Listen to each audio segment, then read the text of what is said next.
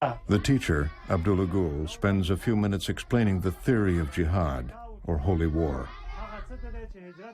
Then he moves on to its practice.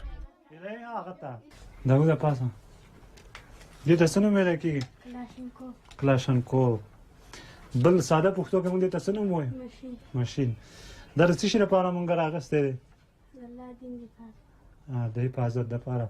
Au da kam hal ko sarno bade mane manga tasu wulu. Kafir.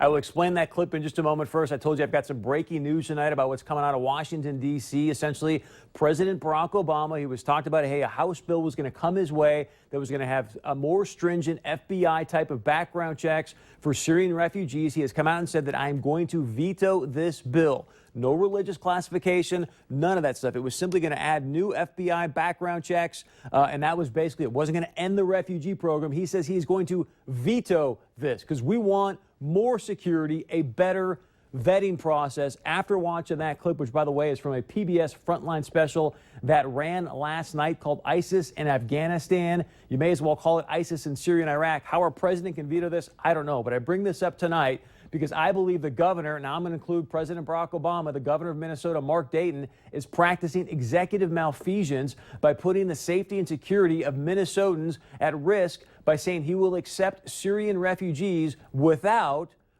a more thorough vetting process in place. And now our executive of our nation is saying the same thing. I invited Governor Dayton on POV tonight. Unfortunately, it just did not work out for his schedule. I completely respect what's going on there. But now I want to get to this. Before any of you out there start calling me a xenophobe, an Islamophobe, a bigot, a racist, or whatever you want to call me to make yourself feel better about my stance on this, let me just remind you what happened in Minnesota of March of this year.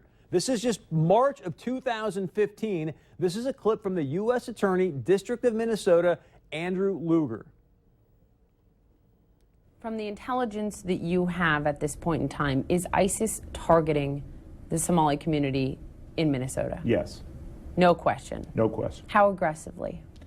Aggressively. They're recruiting Westerners, but they're recruiting here. Approximately how many young people from Minnesota have left to go fight with terrorists? Well, over 24 during the al-Shabaab days, and then more now during the ISIS days. He just said, from the intelligence he has, there is no question that ISIS is targeting the Somali community of Minnesota. He also just said more than 24 Minnesotans have already left to go get trained and fight with ISIS that were living in Minnesota. The numbers that he's talking about there, that does not include the 6 people that were arrested in April that were also on their way to go fight with ISIS in Syria and Iraq.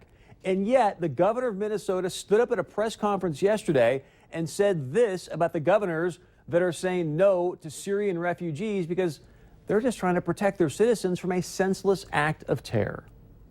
I think it's showmanship on the part of these governors who pretend that they would be able to sanctify their borders so that only certain people can enter their state and other people can't. I mean, I want to protect the people of Minnesota every bit as much as any of those governors want to protect the people of their states. But it's to stand up there with swagger and say, well, I'm going to prevent the wrong people from entering my state, to me is just ludicrous. Are you kidding me right now? It's ludicrous that a governor, an executive of a state would want to prevent the wrong people from entering their state. Isn't that part of your job, to protect your citizens from harm? Here's the big question. Why even risk it? Why even risk it after what we just saw happen in Paris? Why even risk it after you already have your own U.S. attorney saying that over 24 people from Minnesota have left your state to go and get trained to fight with ISIS? Here's the question. If Governor Dayton is willing to take this risk of bringing, obviously, these refugees into his state, I've got one simple question for him. Here's what I'm going to do now. I'm going to play a clip for you that has the question that I want to ask Governor Dayton. And I'm going to play this clip because I want you to see that, look, this is from a very well-known progressive asking the governor of Delaware the exact same question I would ask Governor Dayton. Suppose one of the people that come into your state under your support does go terrorist, does become a recruit, becomes a cell member. Would you feel responsible for their actions? Well, I mean, I think we would all feel No, awful. you personally. I mean, I think in would the you end, personally be responsible as chief executive, having advocated the admission of these Syrian refugees into Delaware? Would you personally accept responsibility for their behavior?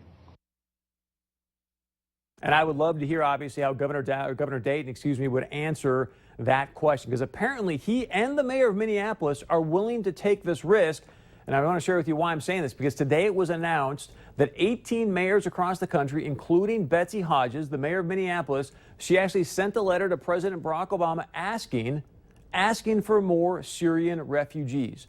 To me, in my opinion, this is executive malfeasance.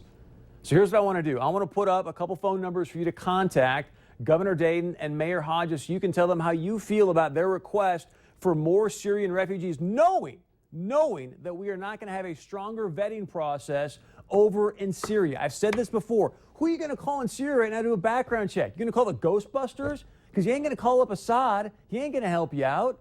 People, wake up, please. Whew. Make those phone calls as well, please, to those two executives and see what they've got to say. All right, when we come back, we're going to do our Bison breakdown segment. Beth Hool is going to join us. It's Senior Day on Saturday.